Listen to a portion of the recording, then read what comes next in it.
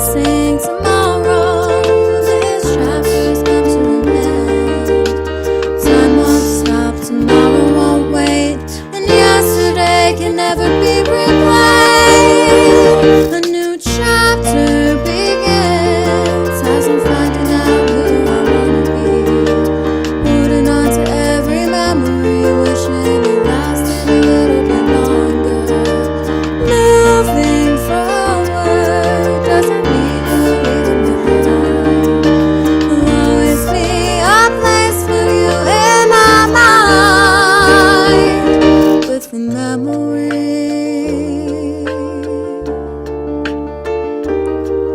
with the memory.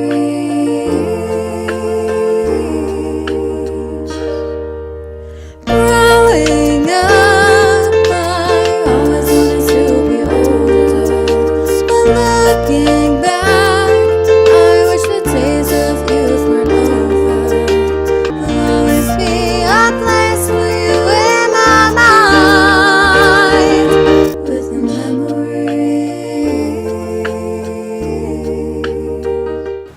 Welcome back to Kickin' It Live. It's the grand finale. This week we'll take a look back at the fun we've had, wrap up on spring sports, and learn why everyone will be wearing a bow tie next Tuesday. Students, there's an opportunity to share your ideas and be heard. Next fall, UAHS is hosting an idea day for the entire high school community. This day will be dedicated to dreaming big while making connections with the outside world. Idea Day organizers want to bring in engaging speakers, workshop leaders, and community experts, and they need student input to make this happen. All students, except graduating seniors, are asked to log into Schoology today to respond to the survey that will focus the planning for this exciting day. Today is the last day to apply to be a 6th grade camp counselor. Go to tinyurl.com/UACamp2017 to apply. Incoming advanced broadcasting student Kate Gomez reports on a news app created by UAHS freshman Brooke Yoakum.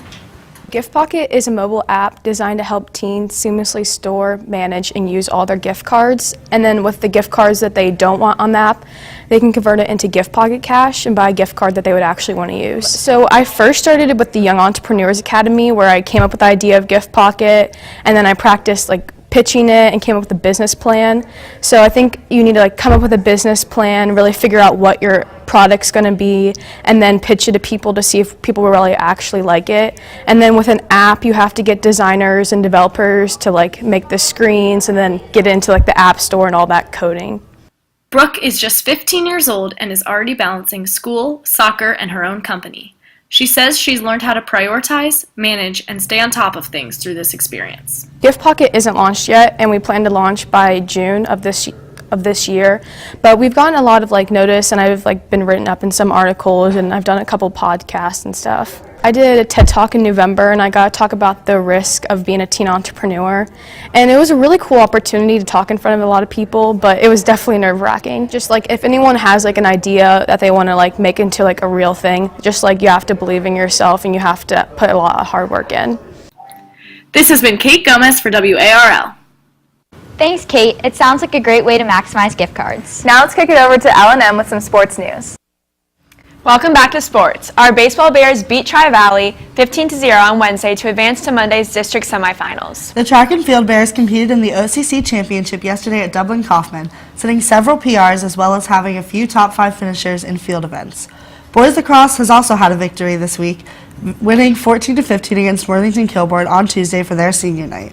Audrey caught up with the Lax Bears to see how they're prepping for tourney time.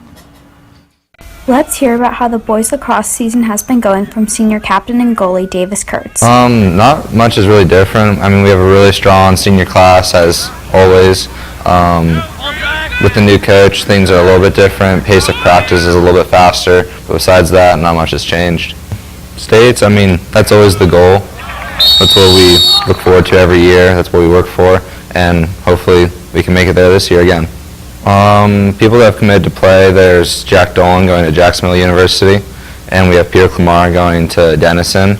Next year's team, as always, I mean, it's going to be a pretty heavy senior class with Jake Carlin, who will be good next year, Jackson Bergdahl, Will Robbins, got a good offense with Charlie Little, Blake Shaw, Matt Marsh, so they should have a pretty powerhouse team. The program has brought home 16 state titles and is looking to bring home their 17th in the 2017 season. This has been Audrey Bull for WARL. You can catch the Waxers in action tomorrow as they take on Kickin at 3:30 in the Midwest Tournament. Also this weekend, the Crew Bears are competing in the Midwest Scholastic Rowing Championship in Nashport. And track and field has the conclusion of finals for the OCC Championship on Saturday at 10 a.m. at Kaufman. On a more somber note, on New Year's Eve of 2015, 2009 Upper Arlington graduate Brandon Sega was tragically killed in a car accident. Spencer talked to assistant baseball coach Matt Struble about the new fundraiser in Brandon's honor. Brandon Sega, when I was a senior at Ohio Wesleyan and he was a freshman, and he and I were pretty close because we were on the same pitching staff, and then we were in the same fraternity. Later on, he moved back to Upper Arlington, and he and I stayed close. He ended up being one of the groomsmen in my wedding. We were really, really close friends because he's a fantastic guy.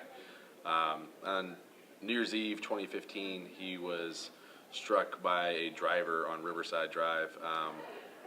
It was a really bad case of reckless driving. The other driver was going close to 80 miles an hour and T-boned him, and he died on impact at that site. A few months later, I learned that he had wore bow ties every Tuesday to his job.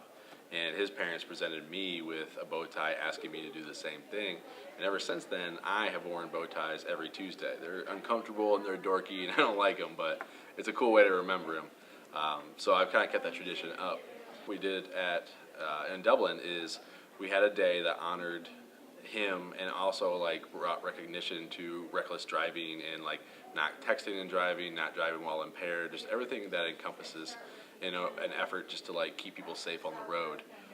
So one of the neat things we did is we had every student in the school like either wear a bow tie, bring a bow tie, have a clip-on bow tie, whatever it was, and then we had like took pictures together just to kind of like raise that awareness for that cause, and it was a really positive thing.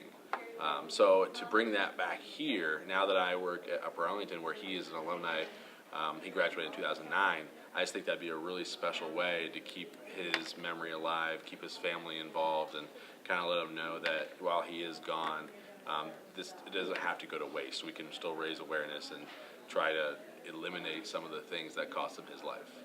Thanks, Coach Struble. And thanks for watching sports every week. Now, one last time, let's kick it back to Lil and Odd Dog with Lifestyle News. Sophomore literature and composition students are wrapping up their summative assessments, and one group is selling wristbands during lunch periods and collecting change 6th period this week to help stop human trafficking.